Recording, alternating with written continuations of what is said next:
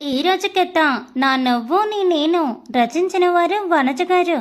వసు చేసింది చాలు, ఇక గమ్మనుండు అని నన్ను గదులుకుంటూ ఓ పక్కన టవల్ అంచు పట్టుకుని బలంగా లాగేశాడు విరాట్. దాంతో టవల్ మొత్తం ఓడిపోయి నేను అతని కళ్ళకు కనిపించేలోపు రూమ్లో లైట్ అంతా ఆఫ్ అవ్వటంతో ఫస్ట్ ఆశ్చర్యపోయాను. తర్వాత మా ఆయన చేసిన హెల్ప్కి చాలా మంచిగా ఫీల్ అయ్యి అబ్బో బాబుగారికి నిగ్రహం చాలా ఉంది అని అనుకుంటూ సైలెంట్ అయిపోయాను. కానీ విరాట్ చేతులు నా దేహాన్ని తగులుతూ ఉంటే ఏదో తెలియని ప్రకంపన జరిగిందని నేను అనుకుంటున్నాను. అందుకే గట్టిగా కళ్ళు మూసుకున్నాను. విరాట్ జాగ్రత్తగా ఫస్ట్ ఆ టీషర్ట్ బొక్కలు నా తల దూర్చి తర్వాత చేతులెక్కించి చాలా అంటే చాలా సున్నితంగా టీషర్ట్ వేశాడు. తర్వాత కిందేమో కూర్చున్నట్టు ఉన్నాడు. నైట్ ప్యాంట్ కూడా నీట్గా సెట్ చేశాక అప్పుడు రూమ్లోని లైట్ ఆన్ చేసి మనసుంటే మార్గం ఉంటుంది బేబీ అని చెబుతూ నా నుదుటిని చిన్నగా టీ కొట్టి కొంచెం ఓకే అనిపించి తిరగలను అంటే కిందికి వెళ్ళు, లేదంటే సైలెంట్గా రూమ్లో రెస్ట్ తీసుకో అని చెప్పాడు విరాట్. నిన్నటి నుండి అసలు కిందికే వెళ్ళలేదు. ఇప్పుడు వెళ్దామా? పొద్దులే కాస్త పెయిన్గా ఉంది, సాయంత్రం పోదామని అనుకుంటూ కాసేపు మా ఫ్లోర్ బాల్కనీలో నిలుచుని గార్డెన్లోని మొక్కల్ని పలకరించి తిరిగి వచ్చి బెడ్ మీద పడుకున్నాను. నిద్రపోతాను అనుకున్నాడో ఏమో. లంచ్ చేయలేదని విరాట్ అంటే అవునా, ఏమో అంత ఆకలిగా అనిపించలేదని చెప్పాను నేను. ఎందుకు అనిపించకుండా ఉంటుంది, పండు ఫ్రూట్స్ తీసుకొస్తానని చెప్పటంతో విరాట్ చేయి పట్టుకొని ప్లీజ్ విరాట్ అని నేను వాటిని గుర్తు తెచ్చుకొని చీదరించుకుంటున్న టైంలో లేదులే అయితే ఈరోజు ఏదైనా సింపుల్ స్పైసీ తీసుకొస్తానని చెప్పాడు విరాట్. అదైతే ఓకే అని చెప్పు, మా మమ్మీ డాడీ వెళ్ళిపోయారా అని అడిగాను నేను. హా అత్తయ్య మామయ్య పొద్దున్నే వెళ్ళిపోయారని విరాట్ చెప్పాక కనీసం పైకి వచ్చి నన్ను చూడని కూడా చూడలేదు మా వాళ్ళు, అప్పుడే వెళ్ళిపోయారా? ఈసారి ఎప్పుడైనా కలిసినప్పుడు వంటది మా సునీత కానీ కోపంలో నాలో నేను పళ్ళు నరుకున్నాను. అలా అనుకున్నానా లేదా ఇలా మా సునీత నుండి ఫోన్ వచ్చింది. ఆశ దోష అప్పడం కూడా నేనెందుకు లిఫ్ట్ చేస్తాను, అందుకే కట్ చేశాను. మళ్ళీ రెండోసారి చేసింది. రెండోసారికి లిఫ్ట్ చేస్తే మా కూతురికి మా మీద కోపం లేదు అనుకుంటుంది. మా అమ్మకి నాకు కోపం గురించి తెలియాలంటే ఈసారి కూడా కట్ చేయాలనుకుంటూ ఫోన్ 2 సార్లు కూడా కట్ చేశాను. ఎందుకో బాగా ఆలోచించినట్టు ఉంది. అందుకే మూడోసారి కాల్ చేయటానికి 10 నిమిషాలు గ్యాప్ తీసుకుంది. మా సునీత నుండి కాదు ఈసారి మా రఘు నుండి నాకు ఫోన్ కాల్ వచ్చింది.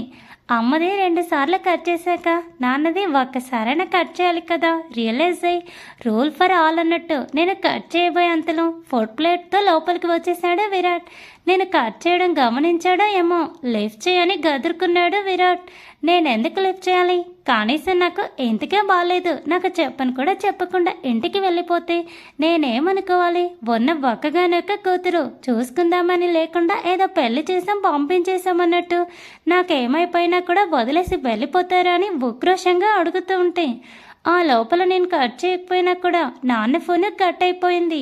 వసు వాళ్ళు నిన్న ఇక్కడ వదిలేసి వెళ్ళారంటే వాళ్ళకంటే బాగా చూసుకునే వాళ్ళు ఇక్కడ ఉన్నారేమో కదా, ఇంపార్టెంట్ పనులు ఉండవా నువ్వే చెప్పు అని విరాట్ అంటుంటే ఏమోపో నేను లిఫ్ట్ చేయనని చెప్పాను. ఇప్పుడు గనుక నువ్వు మామయ్యకి ఫోన్ చేసి మాట్లాడలేదనుకో నీకు కావాల్సింది మీ పేరెంట్స్ కదా, సరే తీసుకెళ్ళి అక్కడే వదిలిపెట్టేస్తాను, అప్పుడు ఓకేనా, వాళ్ళతోనే ఉంటావా అని విరాట్ ఒక రకంగా లాక్ చేసేసరికి పో ఎప్పుడు ఇంతే, నువ్వు వాళ్ళకే సపోర్ట్ చేస్తావంటూ నాన్నకి కాల్ చేశాను నేను. విరాట్ చాలా అంటే చాలా లెస్ స్పైస్తో ఆమ్లెట్ ఏమో వేయించుకొని వచ్చి దాంతోనే లైట్గా పప్పు కలిపి తినిపిస్తూ ఉంటే నాన్న అవతల ఫోన్ లిఫ్ట్ చేశాక చెప్పండి నాన్నగారు అన్నాను నేను. మా వాళ్ళకందరికీ బాగా అర్థమైపోయిందేమో నేను రెస్పెక్ట్ ఇచ్చి పిలిస్తే వాళ్ళ మీద అలిగినట్టు, నార్మల్గా పిలిస్తే హ్యాపీగానే ఉన్నట్టు, అందుకని మా పండుకి కోపం వచ్చిందా అని అడిగాడు డాడీ. మా కోపాలు ఎందుకు వస్తాయిలే, నాకంటే మీకు ఇంట్లో పనులు ఎక్కువైపోయాయి కదా అందుకే వదిలేసి వెళ్ళారు అని నేను నాన్నను దెప్పుతున్నట్టు అంటూ ఉంటే అలా కాదు బంగారం, నిజంగానే వర్క్ ఉండిందమ్మా, మళ్ళీ ఎల్లుండి నీకోసం నేను మమ్మీ వస్తాం కదా అని చెప్తుంటే మరి వచ్చి 2 డేస్ ఉంటారా అని అడిగాను నేను. నాన్న ఏదో చెప్పేలోపు విరాట్ ఫోన్ లాక్కొని మీరు ఎల్లుండి రండి మామయ్య తను బాగానే ఉందని చెప్పి కాల్ కట్ చేసి పిచ్చిదానా, కొంచెమన్నా సెన్స్ ఉందా? ఎందుకు వాళ్ళని అంతగా ఇబ్బంది పెడతావు? ఒకే ఊరు, ఒకే వారానికి ఒకసారి, 10 రోజులకు ఒకసారి వస్తున్నారు కదా. నువ్వు ఇలాగ 2 రోజులు ఇక్కడ ఉండండి, 3 రోజులు ఇక్కడ ఉండండి అంటే అది వాళ్ళ ఆత్మాభిమానానికి కూడా శిక్ష వేసినట్టు అవుతుంది. అవసరమా అని కొంచెం బేస్ వాయిస్తో చెప్పటంతో ఏంటో నన్ను ఇక్కడికి వేరు చేస్తున్నారు, అక్కడికి వేరు చేస్తున్నారని మూతి తిప్పుకొని విరాట్ తినిపిస్తూ ఉంటే కాస్త ఆమ్లెట్ పుణ్యమా అని ఇష్టంగా 4 ముద్దలు లోపలికి తోసాను నేను. ఆ రోజు సాయంత్రానికి నా పొట్టులో ఆయి తగ్గిపోయింది కాబట్టి ఫుల్ హుషారు వచ్చాను. కానీ మా ఆయన ఉన్నాడు కదా, చాలా స్ట్రిక్ట్ హస్బెండ్, అందుకే ఇప్పుడు కిందికి దిగాల్సిన అవసరం లేదు, రేపొద్దున వెళ్దామని చెప్పాడు. ఇంకేం చేస్తాం, సరే అనక తప్పలేదు. ఆ రాత్రి కూడా ఏదో ఆమ్లెట్తో పని కానుంచి తినేసాను డిన్నర్. తర్వాత పొద్దున్నుండి తీసుకుంటున్న రెస్ట్కి ఇక నిద్ర రాను అని చెప్పడంతో టెడ్డీ బేర్ ఒళ్ళో పెట్టుకుని కూర్చున్నాను నేను. కింద డిన్నర్ చేసి వచ్చిన విరాట్ ఏంటి మేడం గారికి ఇంకా నిద్ర రాలేదా, అలా కూర్చొని ఉన్నారు అని అడగటంతో పొద్దున్నుంచి పడుకునే కదా ఉన్నాను, వేరే అసలు నిద్రపోవాలనిపించట్లేదు, బయటికి వెళ్దామా అని నేను ఎగ్జిట్ అవుతూ అడిగితే బెల్ట్తో కట్టునా, చార్జర్ కేబుల్తో కట్టునా అని అడిగాడు విరాట్ సేమ్ ఫ్లోలో. ఏంటి నన్ను కొడతావా, అంత సినిమా ఉందా, భార్య బయటికి తీసుకువెళ్ళు అని అడిగిన పాపానికి భార్యను బెల్ట్తో వాతలు తేలేలా కొట్టి చార్జర్ కేబుల్తో ఎర్రగా కమలేలా వాయించిన సీఈఓ హస్బెండ్ అని రేపు పేపర్లో పడుతుంది. ఓకేనా నీకు నేను అంటుంటే? పర్లేదు, ఇన్స్టాగ్రామ్ బాగానే తిరిగేస్తున్నావు, ఖాళీగా ఉండే తమరికి ఇంకా తెలియదేమో. నెక్స్ట్ వీక్ నుంచి కాలేజ్కి వెళ్ళాలి, సెకండ్ ఇయర్ సెకండ్ సెమిస్టర్ అని విరాట్ అంటూ ఉంటే కాలేజ్ మళ్ళీ స్టార్ట్ అయిందా అని అంటూ ఏమయ్యా విరాట్, నీకెందుకయ్యా నా చదువు మీద అంత ఇంట్రెస్ట్?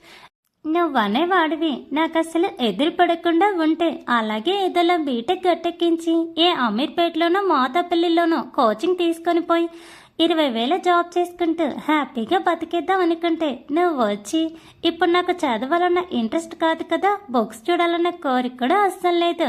కాబట్టి దయచేసి నోకేవయ్యా, గమ్ముగా కాపురం చేసుకొని ఓ 4గురిని, కనీసం మీ అమ్మా నాన్న, మా అమ్మా నాన్న, నలుగురిని పనిచేసి మనం చక్కగా హనీమూన్లకి నెలకో నేషనల్ ట్రిప్, సంవత్సరం పోయి ఇంటర్నేషనల్ ట్రిప్ వేసుకుంటూ హ్యాపీగా బతికేద్దామని నేను చెప్తూ ఉంటే కాలంగారు కలలు కనమన్నారు, కథలు పడమనలేదు. విరాట్ గట్టిగా అరిచేసరికి పడుకోను, నువ్వు కూడా నా పక్కన వచ్చి పడుకున్నాను, జో కొడితే అప్పుడు నిద్రపోతానని చెప్పాను. విరాట్కి నాకు కొంచెం వర్క్ ఉంది, నువ్వు నిద్రపో అని చాలా నెమ్మదిగా చెప్పాడు. పాపం ఇక్కడ ఉన్నాడు కదా, అక్కడ కంపెనీలో ఏమేం జరుగుతుందో తెలియక కాస్త స్ట్రెస్లో ఉన్నాడని నేను అర్థం చేసుకొని చావాలిగా. లేదు, మనకంత తెలివి లేదు కాబట్టి విసిగించాను. తిట్టాడు, అలిగి పడుకున్నాను. పొద్దున్న లేచాక మనకు అసలు సిగ్గే లేదు. రాత్రి ఏం జరిగిందో కూడా గుర్తుండేది కాబట్టి మళ్ళీ పోయి ఆయన గారిని అతుక్కొని 2 ముద్దలు పెట్టి 3 ముద్దలు పెట్టించుకొని ఇప్పుడు కిందికి వెళ్తానని ఫ్రెష్ అయ్యి కిందికి వెళ్ళేసరికి అత్తయ్య హాల్లో లేరు. సరే వాళ్ళ రూమ్ నాకు అలవాటే కదా అని రూమ్ లోపలికి వెళ్ళేంతలోనే నాకు కొన్ని మాటలు క్లియర్గా వినిపించాయి. ఏంటి విమల, పండుగంత పెద్ద ప్రాబ్లం వచ్చిందా? మరి మీరు పెళ్లి ఖాయం చేసుకోక ముందే ఆ అమ్మాయి గురించి ఇవన్నీ ఏమీ తెలీదా? ఇప్పుడు చూడు పిల్లాడి భవిష్యత్తు ఏమైపోతుందో. అసలే అంత ఆస్తి వారసుడు లేకపోయినా, ఒకవేళ రాకపోయినా కనీసం అలాగా ఒక కూతురన్న పుడితే చెప్పుకోవటానికి ఉండేది కదా అంటూ ఫోన్లో నుండి వస్తున్న మాటలు నాకు క్లియర్గా వినపడటంతో రూమ్లోకి వెళ్లాల్సిన నేను తిరిగి మా రూమ్లోకి వెళ్ళి విరాట్ని గట్టిగా అడిగాను, అసలు నా ప్రాబ్లం ఏంటి? నాకు పిల్లలు పుట్టరు కదా, అందుకే ఏదో జరిగి నాకు స్టమక్లో పెయిన్ వచ్చింది అంటూ కష్టం మీద కన్నీళ్ళు ఆపుకొని అడిగాను నేను. నిజంగా అదే నిజమా? పండుగ పిల్లలు పుట్టకపోతే ఎలా? Thanks for watching. Please subscribe my channel for more videos.